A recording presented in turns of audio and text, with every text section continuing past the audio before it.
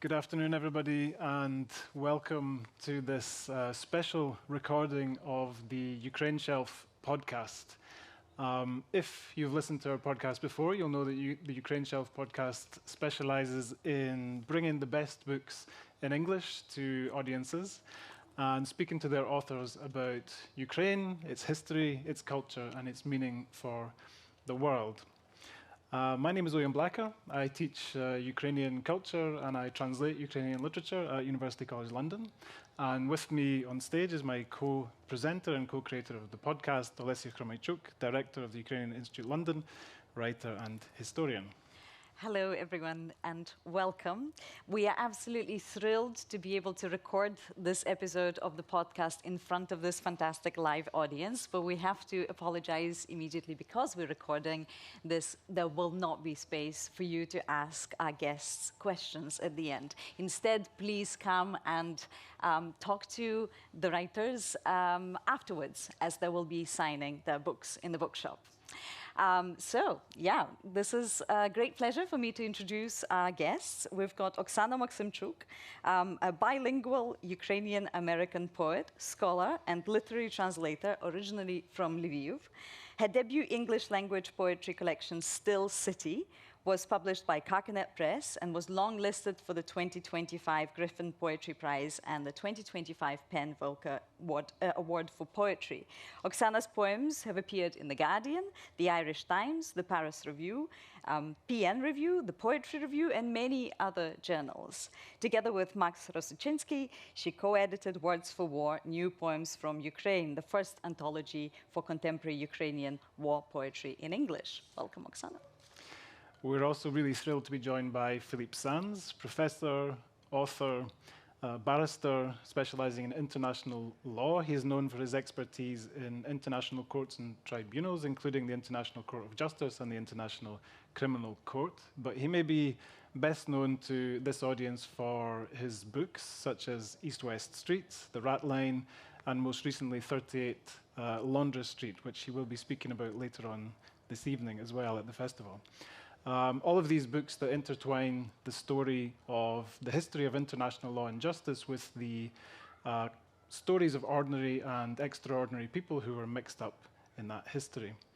He's also been a regular visit to Ukraine since 2010, when he was invited to the city of Lviv to speak about the concepts of crimes against humanity and genocide. And it was a visit which indeed inspired the book East-West Street, which is the book that we will be focusing on today, even though 38 Laundress Street is with us on the stage.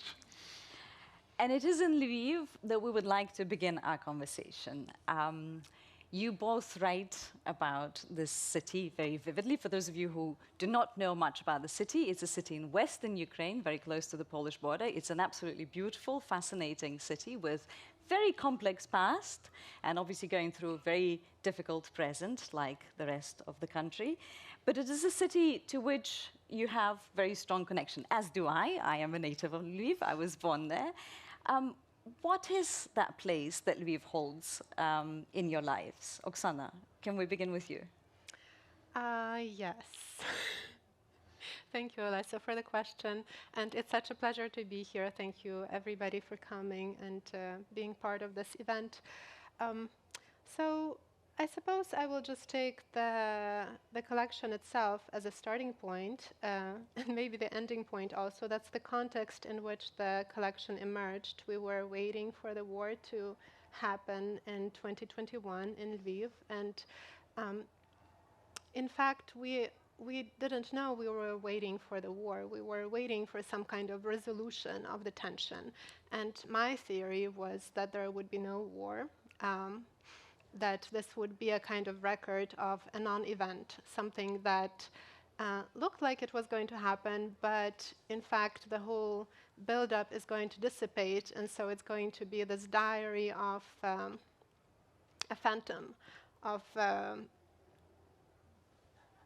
build-up that doesn't have any kind of clear conclusion. And we were very shocked when the invasion, in fact, proceeded. We left 10 days before the actual full-scale invasion, so the collection was written in other cities, but those other cities also kind of deepened the context of having endured this anticipation in Lviv. One of them was Warsaw, which had been destroyed during the Second World War, and had been rebuilt. So as I was writing the collection, I also kept thinking about not just the past, the possibility that cities could be occupied and the whole population of any particular city could be demolished or replaced, like it had happened in Mariupol and in a lot of the smaller cities in the Ukrainian east, but also about the future in which places are restored, populations are restored, and trying to balance this perspective to kind of toggle between these different points of view when it looks like from the current state it's impossible to speak about this and to move on, and yet from the future you will have to speak about it and there will be moving on whether you can speak about it or not. So I kept imagining what this would be like to speak out of the impossibility.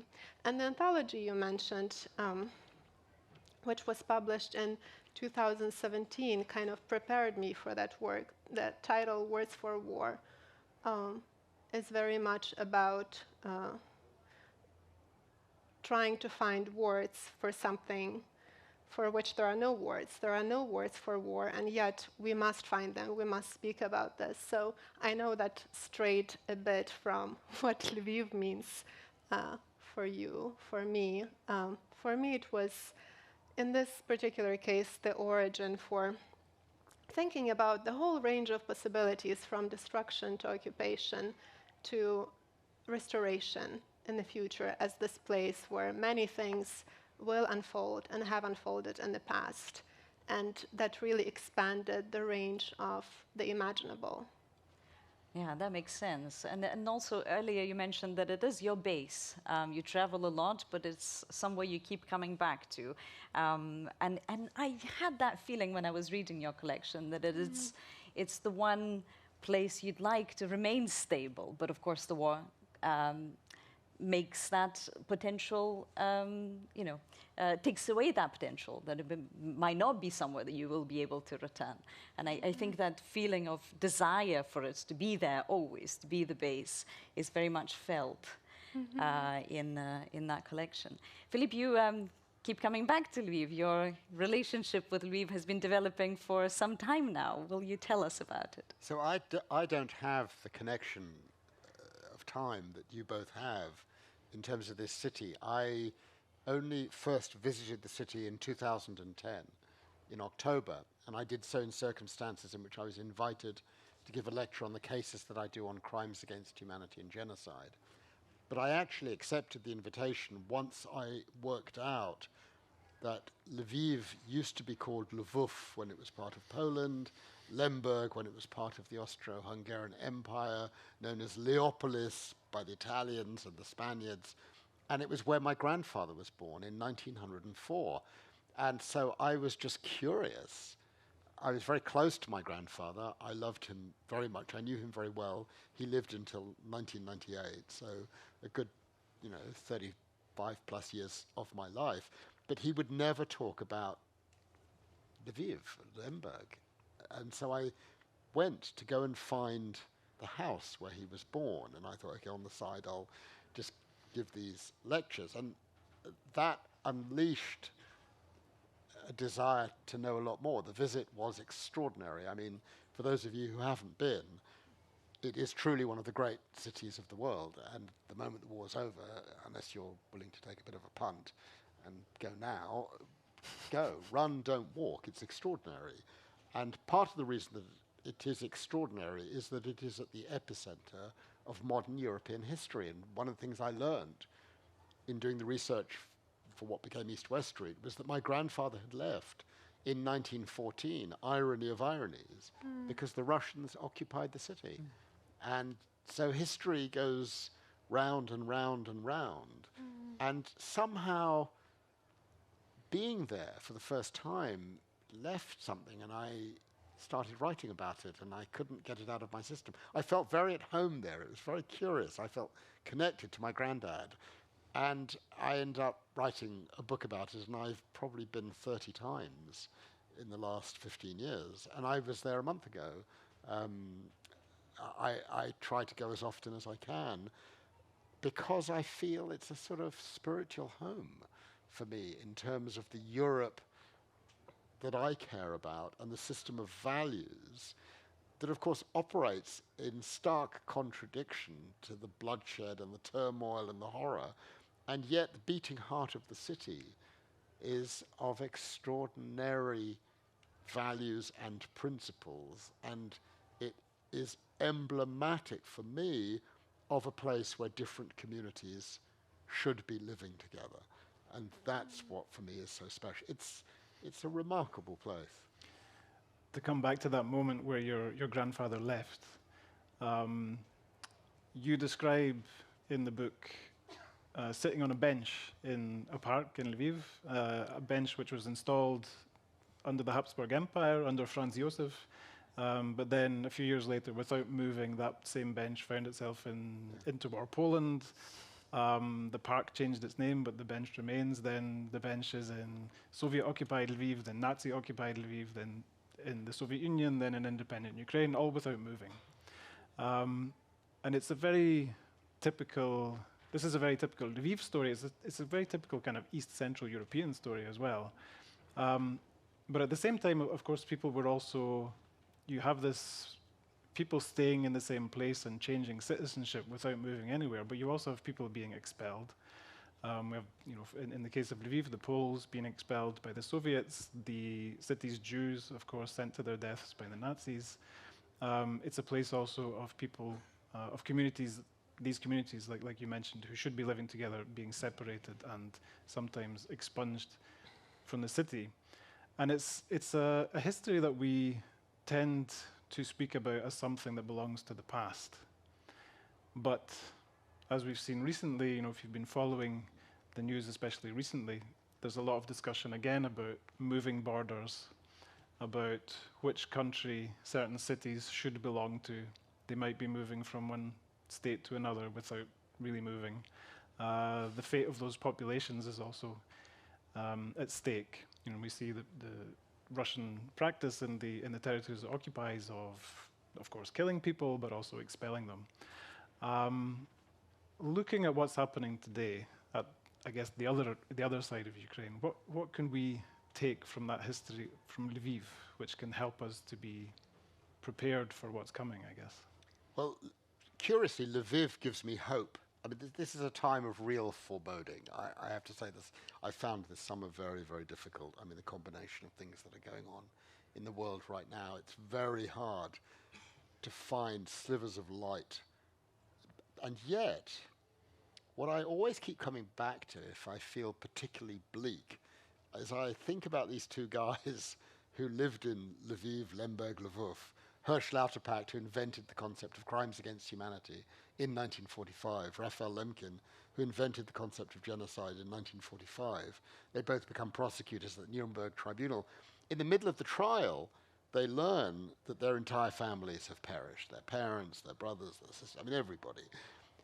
And what's remarkable about these two characters is you could understand that they would just, go into a corner, lay down and weep, but they don't. They keep fighting for the principles they care about, for the ideas they care about, for the words they invent and the concepts they create. And I think what that inspires me to imagine is that in these times, it is simply impermissible to lay down in a corner and weep and say, that's it, I give up, or just to say, I'm not going to think about it.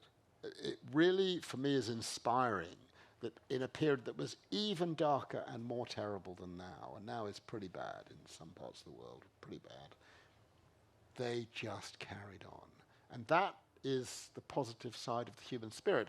And it's got to be something to do with the city. They are children of that city. And there must be something about the DNA of that place that caused them to put their energies as they did, even in the most unimaginably dark times. And I find that very inspiring. And so for me, Lviv sort of uplifts me even if it's a very difficult time. Oksana, we grew up at the same time in the same space. Although full disclosure, we went to the same school, although we didn't know each other at the time. We met And you didn't, just to cut it, and you didn't, from what I've spoken to people, you didn't know about this past.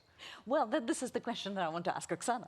I discovered this past much, much later in my life, and I think the discovery shaped me into who I became, shaped me into being a historian, into wanting to dig deeper, because I realized it's possible to grow up in a space full of complex history without realizing that it surrounds you. Were you aware of this extremely complex past, and did it inform your work? I think I was very vaguely aware. And yes, nobody was really talking about this, about the Holocaust, about the population exchange, about the fact that through the periods of between the partition of Poland and the Soviet invasion, and then the German occupation, and then the Soviet retaking of the city, pretty much 85% of the city had either been shipped off to the camps or killed in-house, or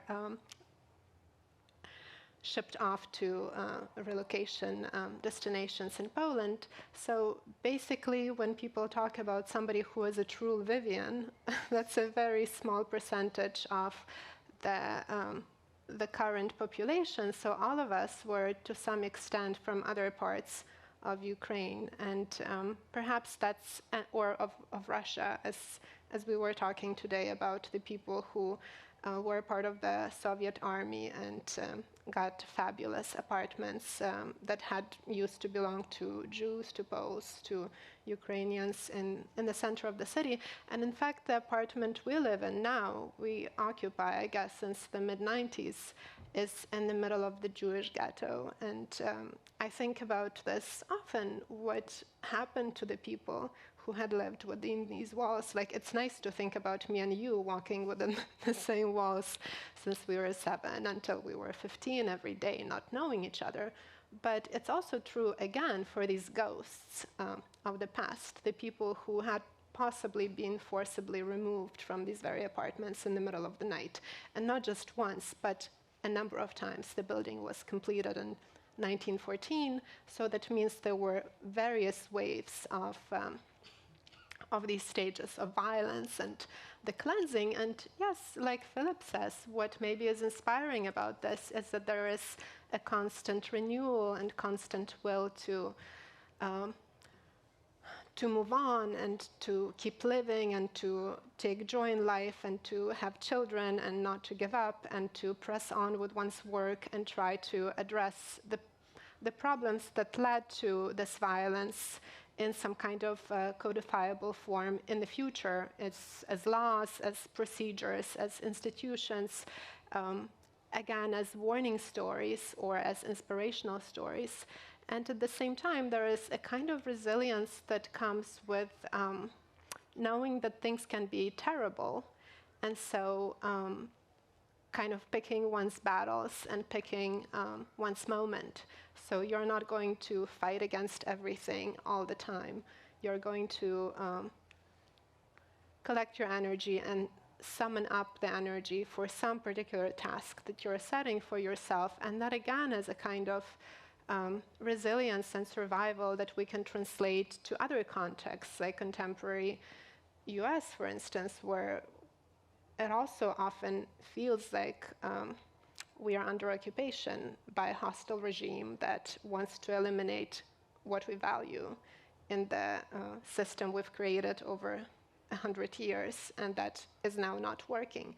So I think it's a fertile ground for imagination, and at the same time a kind of lesson that there is a way in which history tends to not repeat itself, but kind of there are these echoes that even when you think that we've created immunity, we've developed immunity, we've created defenses, we've codified and created laws, all of this can be demolished and ruined within just a couple of months or years, and we can be in the same kind of predicament of hopelessness again. It's about the lessons or echoes of history that I want to ask you, Philippe. In East-West Street, you quote the German writer Friedrich Reck, who said about Anschluss, Nazi Germany's annexation of Austria, that it was a day on which the criminal has been let go unpunished and thus made to appear more powerful than he is. What do you think history should have taught us about how impunity encourages the rise of authoritarianism and fascism, and why do you think we keep failing to learn those lessons? So that's a very big question. We've got some time. I'll give you my Fidel Castro 7-hour lecture on... No, I won't do that. I mean, it is striking that the human seems incapable of remembering, learning from, and acting in such a way as to prevent us from going round and round. But it isn't the case that history completely repeats itself. It does take a different path. And for example, in my world, one of the differences between then, say the 1930s, and today is there were no international courts, there were no international treaties, there were no international institutions that were at least saying, you can't do that. That's not permissible. What we're seeing on our screens and in our newspapers tells us that it's not being stopped, but there are standards which are applicable, which we can say are being violated. And one of the aspects in relation to your question that immediately comes to mind is that in May of this year, the foreign ministers of all the countries of Europe gathered in Lviv. And they gathered to announce the creation of a new special tribunal for the crime of aggression. And that tribunal has jurisdiction to look at the illegalities perpetrated by the Putin regime in occupying Ukraine contrary to international law. And the curiosity about the genesis of that project is that it is actually directly related to my visit to Lviv in 2010, because the origins of the decision to create a special tribunal for the crime of aggression started with an article that was published in the Financial Times in February 2022, 5 days after the war began, or this phase of the war began, in which I wrote, in response to a request from the editors of the FT, 700 words on the theme of Ukraine and international law, and what does history teach us, and what should we do? And the idea that I came up with is that we should draw from the lessons of the past, and we should create an institution which addresses this. And that's precisely what happens. So it's not that we are totally incapable of learning from the past, it's that our capacity to recall the past and draw experience from it and act differently is limited, and the ambitions of certain individuals come to the fore and tread over all of the things we thought we had constructed. So it again seems like a dark and difficult period, and it is. And if you're in Ukraine right now, it really is. You know far better than I, but I was there a month ago, and so I can detect the mood. And, you know, in the context of this week in which we come together, where the American president, the Russian president are going to meet and say what and decide what, and what right do they have to do anything at all without the involvement of the Ukrainian people. I think it's right to be extremely alert. But there are principles that were created in the 1940s and 50s that these two characters meeting in Alaska will have to take account of, and they will not be able to ride roughshod over those principles, and that gives us some hope that some lessons at least are learned. But it was incredibly touching for me that the European foreign ministers decided to meet in Lviv to make that announcement. I'd like to stay with the question of complicated past for just a little bit longer, and the transition from exploring it for professional work, in your case legal, in my case history writing, to literary work. Like you, I've been drawn to uncovering the stories of the perpetrators of atrocities, but that was in relation to the Second World War. And I can be absolutely honest with you that at this moment, I cannot imagine being willing or indeed able to focus on the stories of the perpetrators. I want to tell the story of the victims and the survivors. Do you think it takes a generation or maybe several to be able to look at the sensitive, complex, potentially re-traumatizing past in the sort of nuance that you've done with your work?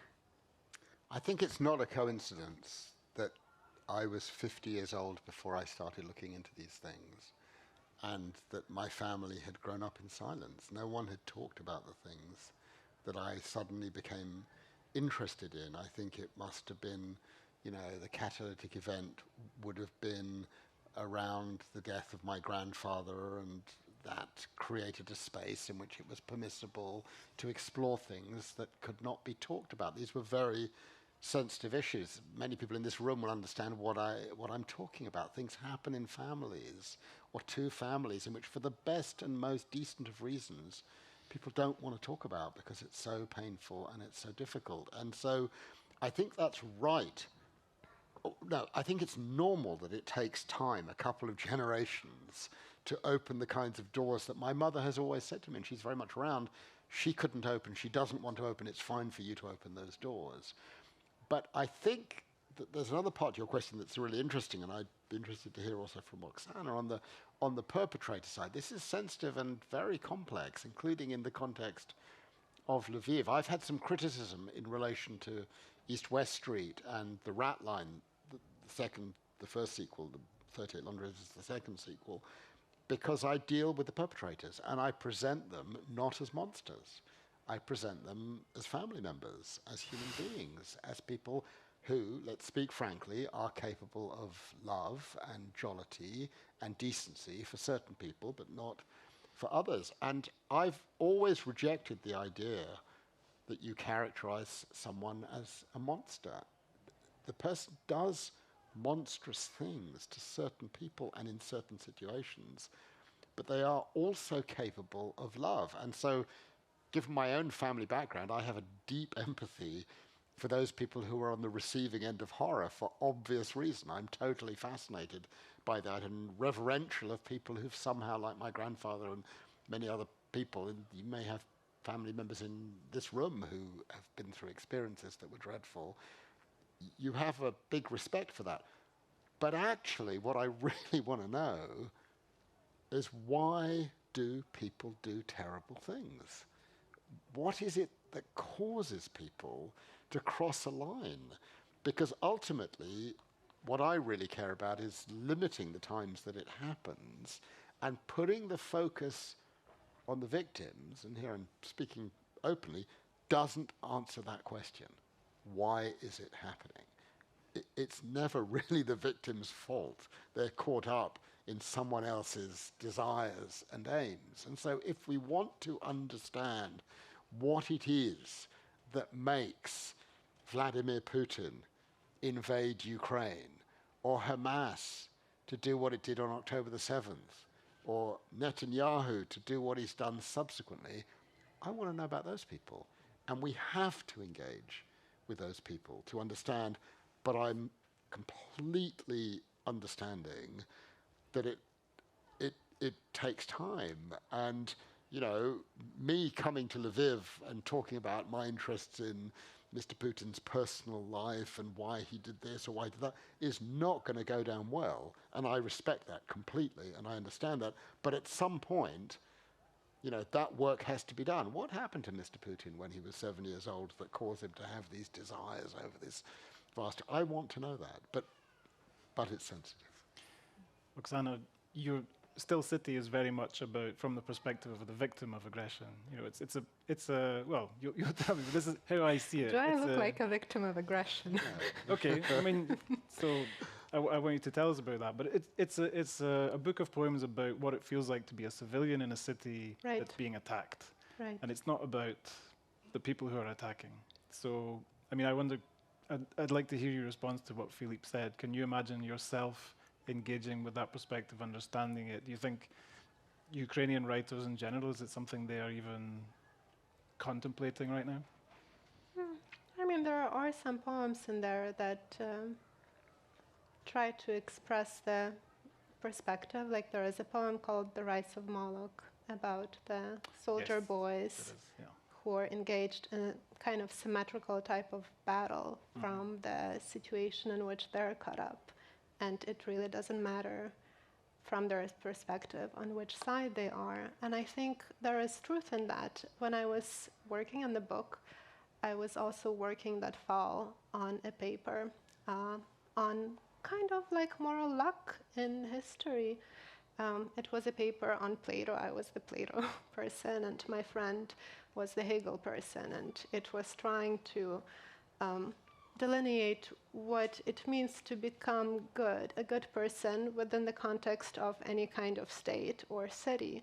And Hegel's formula, which was inspired by Plato, is that the best solution, the best method for becoming good is to be a citizen of a city with good laws.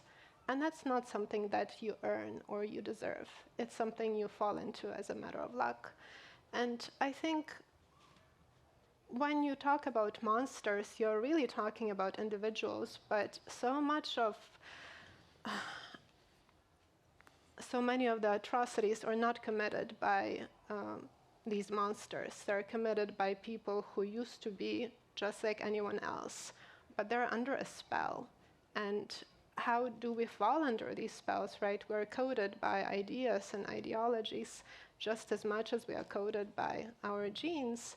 And depending on which one you look into, which system, which worldview, which state you are born into, which family, you will have vastly different ideas about what is desirable, what is acceptable, what's the range of the possibilities, what's imaginable, what is actually human and humane. So I'm very much interested in these variations between people and the extent to which we are lucky to be morally right, but we could also have ended up in different circumstances in which we would be empathizing with the wrong kinds of people, we would be on the wrong side of history, we would be on the wrong side of the law and not realize it, because we have been trained to see something worthwhile and good and lovable about that project, which, again, I'm not talking about people with pathologies. I'm talking about just normal people who conform and who obey and who follow the rules and who have been raised in certain ways by certain people to, I don't know, to have a higher level of tolerance to certain types of behavior, something that maybe you think is insufferable, but they can embrace because, again, they have not been lucky enough to have benefited from the things we have benefited from. So I wouldn't say it's quite, like empathizing with the perpetrator at the time that they're perpetrating the crimes, but it's really empathizing with the perpetrator maybe right before and also right after they've come out from under the spell. There is such a thing as I think the atrocity-producing situation in psychology. There are certain factors that can really lead good people, good citizens, to go into this frenzy when they're overwhelmed and are much more likely to commit crimes against humanity and also genocidal actions. And I think those are really worth studying rather than turning our backs on them as fallen and completely lost. We need to understand this better. I suppose when I hear that word, they're under a spell, I kind of think, that seems to kind of take away those people's agency. If you're under a spell, you're being controlled by some higher power, and you're not following your own free will. But and this is a question people in Russia today who support the war. It's the question to people in Nazi Germany. It's the question to people who collaborated during the Second World War. These people, yes, they're caught up in ideology and some kind of frenzy, like you say, maybe. But isn't there a question that people have agency and they can choose? And and I also sort of thinking about the way that the societies of Ukraine and Russia have developed differently since 1991. That people in both countries grew up in the kind of in very similar circumstances, but they came out of the same country, the Soviet Union, but the countries went and the societies went in different directions. But it's the fact that the whole society is going in one direction versus another that also suggests that certain things are becoming normalized and now they're a part of our values, right? Something that inspires us, that moves us, that creates our communities. So I think agency should be viewed not as a binary. You either have it or don't. It's a spectrum, and there are various moments in which you lose your agency. One of the kind of positive ones maybe is when you become a parent or when you fall in love. There are various overwhelming experiences when you're not as much an agent as you usually would like to think you are. But in these kinds of cases, also agencies are formed, right? They're in the process of formation or information always, but also, yes, the kinds of things that you see as your principles, for instance, really are not up to you. It's something that is often transmitted to you. There is a kind of viral process to it. So I think there is also a value in realizing to what extent we are actually not agents. We are not subjects. Maybe we're groups, we're collectives, and we are very much trained to adjust to the values of the group. There is a huge survival advantage to this, but also a huge social advantage to this. And a lot of the people in Russia, for instance, who are going along with the regime, like it's a defense mechanism and desire not to know and desire not to kind of risk anything, as it is in the US in the present day. It's not just the Russians that are doing this. Keeping my historian's hat on, I just want to point out that citizenship is something that you're not necessarily born into. It's something you practice. And you can practice it over generations. And you're right, these codes and these values are developed through generations and are learned by watching the previous generation deal with repression, with authoritarianism, either by submitting to it and becoming complicit and finding ways of explaining it away and relinquishing responsibility, or by fighting against it and embracing that role of a citizen and embracing the ownership of your state and your country, which we've seen happen in Ukraine, which we continue to see happen in Ukraine. So I think there's that tension, there's that different path that one can take to practice citizenship or to let go of it, and that's a choice. Well, I think there are citizenship as conformity, and then there is heroic citizenship, which is much rarer, right? So Socrates drinking the hemlock for his principles, which changes how the Athenians view a certain set of standards. So I just think that having those expectations to any kind of ordinary Russian or American is a little cruel. You should be able to be good without being a hero. And there are certain contexts that make it more possible than others. Okay, I want to bring us back to the books that we've got on the tables here. Very different books. Oksana writing about these questions as a poet, Philippe writing as a lawyer, historian, writer of nonfiction. But I think one of the reasons that we thought it'd be really great to bring you guys together is that there's a certain preoccupation in both with questions of witnessing, with testimony, with bearing witness to terrible things. Obviously, in your work as a lawyer, you deal with evidence and testimony in the most literal sense. But I think it's also an important thing in what you're doing with your poetry, Oksana. And I want to ask you both about that in a second, but we want to ask you to read one of the poems, which is kind of, I would say, exemplifies this kind of witnessing through poetry. And this is a poem which is called Rocket in the Room, and I believe it was published in The Guardian, right? Yeah, so some people might have seen it before, but yeah.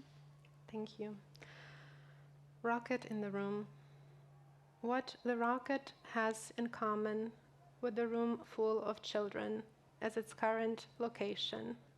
Somebody thought the rocket belonged in the room with children, and now it's here. In time, someone else will come and collect the pieces of the rocket and of the children, weeping and shouting insults at the sky.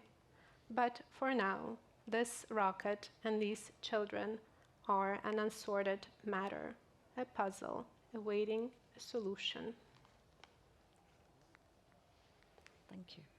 Thank you. That is an amazing poem. That is an amazing poem because it opens up the imagination in an extraordinarily simple but clear way.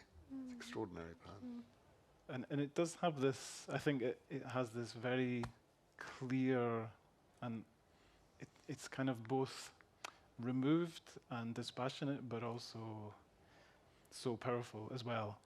And I feel like it is a kind of act of witnessing. It's to me, it feels very brave. You know, it's looking at what happened and just describing it in the calmest way possible, in the most kind of matter-of-fact way possible. And I think it must have been a very difficult thing to do.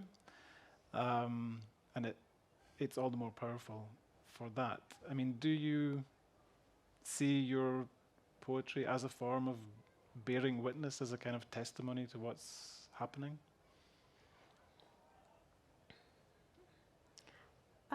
Yes, I think so. We just had a long discussion about this in the fall, and it was kind of taken for granted that, of course, I'm bearing witness. But to what? That's the question. And how? And I think I'm bearing witness in the way that a lot of us are bearing witness in this very mediated form. A lot of it is happening through technology. And what fascinates me about this war, which also can be applied to Israel's war in Gaza, is the way that everything is so hyper-recorded. We just have so much material. We have different perspectives, from the body cam to drone footage, to movements on maps, to correspondences that people have with their loved ones on Telegram and WhatsApp, to the reactions from various places removed from the war to these first-hand accounts. So I think what I was trying to record is the weird mediated experience of this particular war, and how it's both alienating, but also it's constantly kind of bringing the war close to your face, to your smartphone, to your devices, where you can see much more than maybe you would normally want to see. There was so much, for instance, body cam footage of people engaging in this trench hand-to-hand combat, that a lot of people in Ukraine have PTSD symptoms that are compatible with having taken part in hand-to-hand combat, even though they hadn't. It's just that they watched the footage and experienced its proximity, the reality of it. And these are the questions that kind of move me as somebody who is trying to record this and think about what this experience is like for all of the other people And I think who are witnessing this. You write beautifully about that kind of mediated nature of the war, and the role of mobile phones and things in the poems is really interesting. Philippe, I want to ask you a similar question. Is your literary work a way to kind of maybe bear witness in a different way to the things that you write about than what you encounter in your kind of day job, as it were? Microphone, yes. The answer to that question is absolutely. It's connected. The writing, the legal work are very much connected. And It's about finding other ways to tell stories about what has happened in the past that people don't want to talk about. I use poetry in all of my books, and I do it because I love poetry, but also I find that poetry is sometimes able to explain things, as you did in your poem, more clearly and acutely. It made me pick up the book because I end 38 Londres Street with a poem, well, an extract from a poem. And I'll just read it to you and then explain why it answers your question. It is so consistent with what you said. This is a poem by a young Chilean poet. She's in her early 30s. She wrote it in 2019. It's from a poem called Laguna Grande, and her name is Mariana Camelio. Focus on the name Camelio. And it's a translation into English of a poem written in Spanish. One day, we found king crab skeletons. From the main house, we saw red stains on the peat. The legs had inside them a flexible and transparent cartilage. The context in which I included that poem was that I met Mariana Camelio in 2022. This book is about two men, Augusto Pinochet, Chilean dictator, and a Nazi called Walter Rauff, who appears briefly in The Rat Line, and who ends up having fled along the rat line to take refuge in southern Chile, living in a town called Punta Arenas, where he becomes the manager of a king crab cannery, known as the Pesquera Camelio. So I thought it'd be really interesting to try to meet some of the camellias to find out how it could be that they gave refuge and employment to a man who was hunted for the murder of up to 1 million people, gassing them to death in gas vans that he had operated in 1941 and 42. I was just curious to know, you knew what this guy got up to, like, why the hell did you take him in and look after him?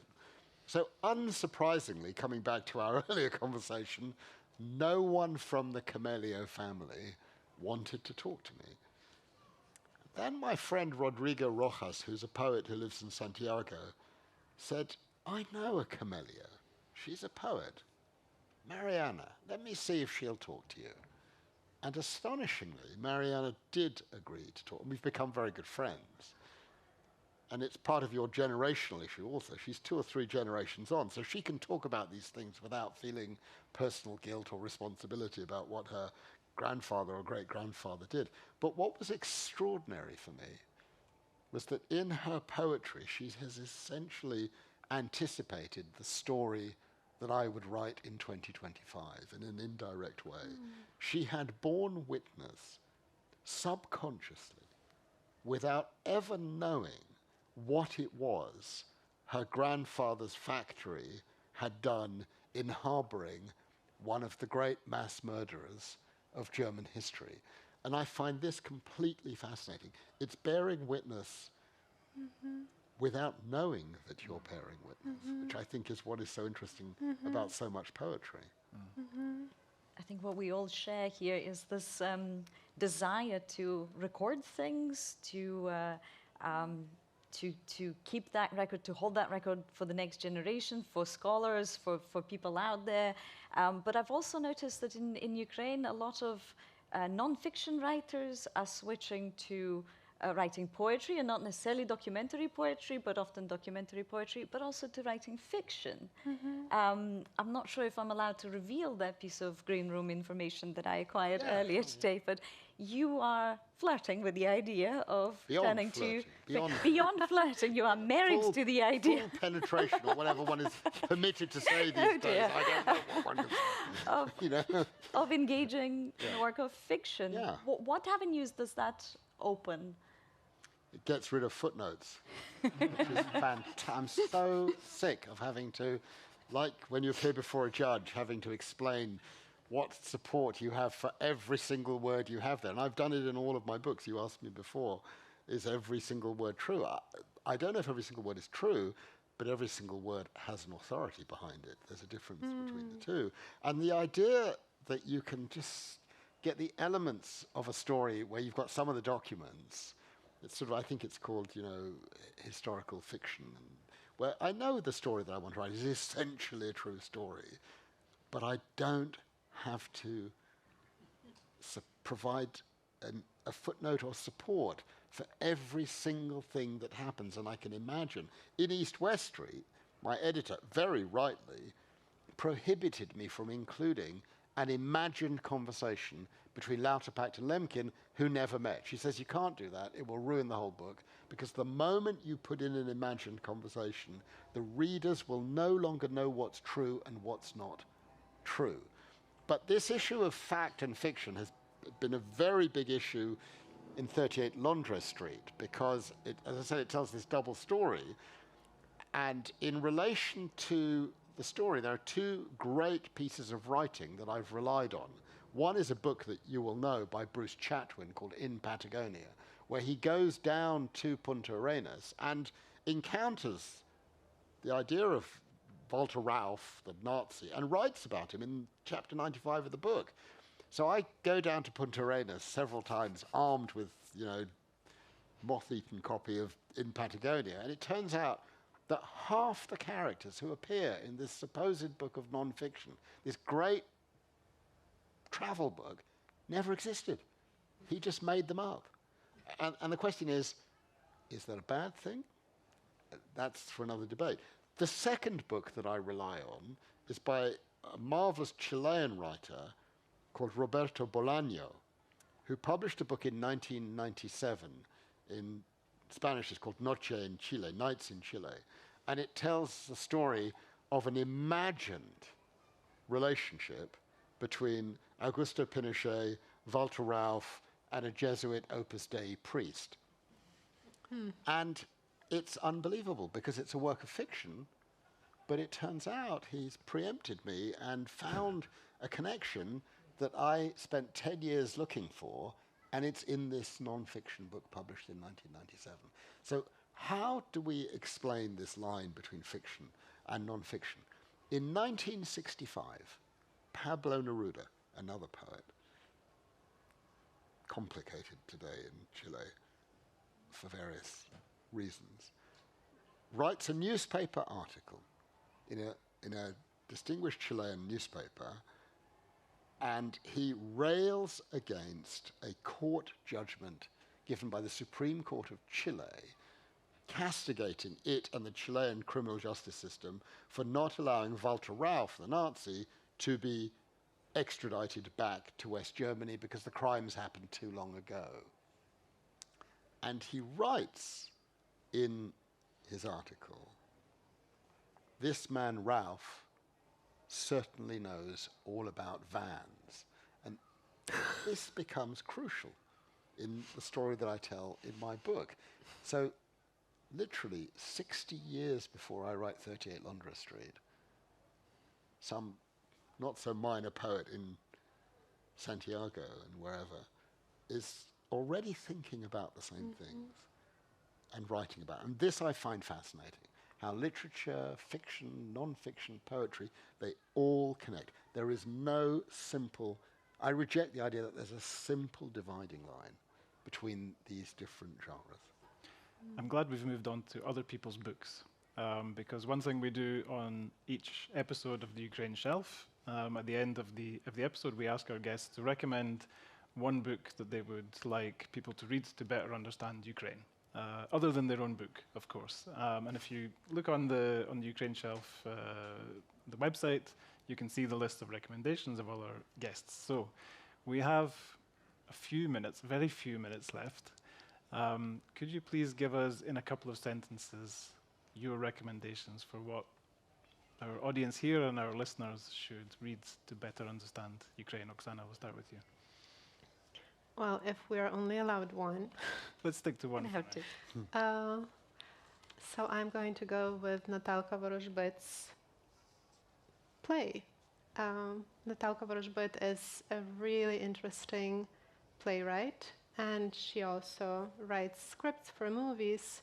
So you can see her films as well, but if you wanted to read something in an excellent translation by Sasha Dugdale, then her book, Bad Roads, is a really good record, a kind of docu-theater type of record of the situation under occupation and different characters trying to deal and figure out this completely new terrain, because one of the weird things about being in this state, of course, is that none of the norms that you have learned to rely on hold, or some norms do and some don't, some are suspended, and it's your job to navigate and figure out where you stand, who you are to these people, who the people are, what do you owe to each other, how will they treat you.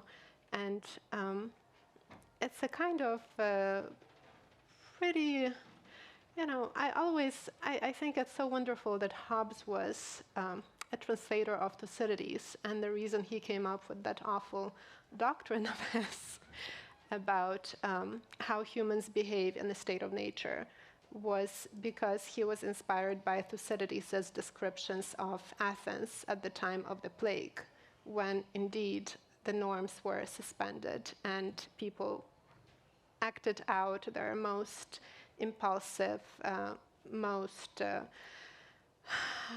unprudent selves. And so in Vorozhbyt's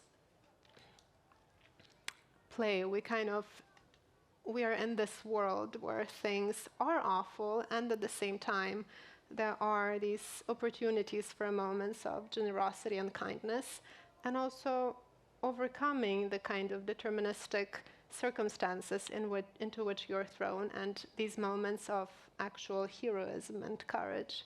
So I love her work, and it's so witty and humane, and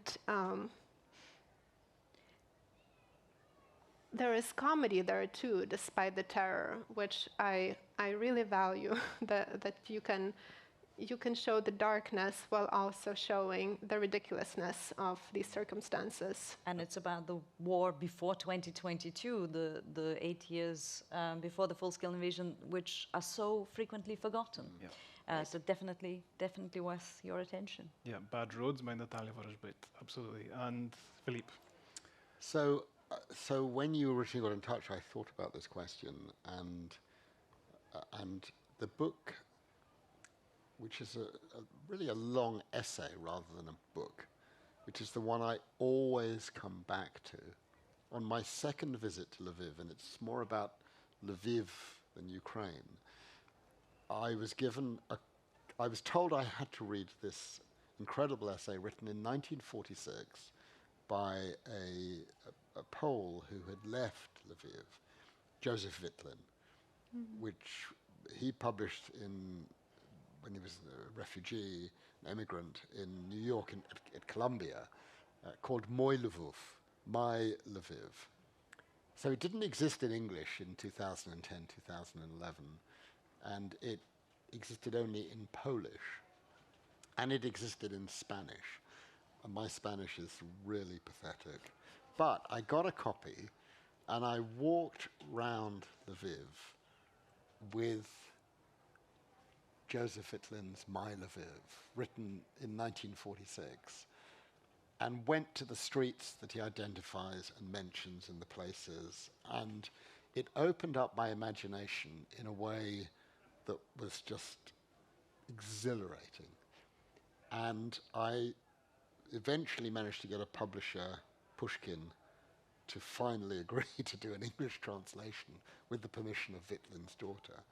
And so it exists in a slightly larger volume. I'm embarrassed to say I'm a contributor to that volume, but don't read me, read Joseph Witlin. It's a book now called City of Lions, but the essay you want to read is My Lviv, Mój Lvów, because it takes you back to a time, 1916, 1920, 1923, when three different communities were living together, not in harmony, but in some kind of accommodation, very hierarchical, one group on the top, one group in the middle, one group at the bottom. And in reading his essay, you understand so much of what happened subsequently, including the angers and the frustrations and the bitternesses. And there's one line that I always keep coming back to in that essay. He describes Lviv as the city of bitter cherries. And he's a poet also. And it just completely evokes that city for me. Cherries are my favorite fruit. And you know what I'm saying. Yep. It's very short. It's just 50 pages. You can read it in an hour. It just takes you to another place, and it does it so beautifully. Fantastic. Thank you so much for those recommendations. I'm sure our Ukraine shelves will become even bigger after this discussion. The full list of books discussed today and our guest recommendations are on the website of the Ukrainian Institute London and our partners UCL European Institute. So please check those out. And if you haven't done so already, please listen to the previous episodes as well. Like them, share them, subscribe to them, spread the word about Ukrainian literature. And it just remains for us to thank the British Academy, which supports the podcast, and of course, the Edinburgh International Book Festival for hosting us today. Thanks to all of you for coming here and listening to this discussion. Please join us in the bookshop for the signing so you could talk to our guests. And of course, thank you very much, Oksana Maksymchuk and Philippe Sands, for sharing your stories and your work with us. Thank you for listening, and keep reading about Ukraine.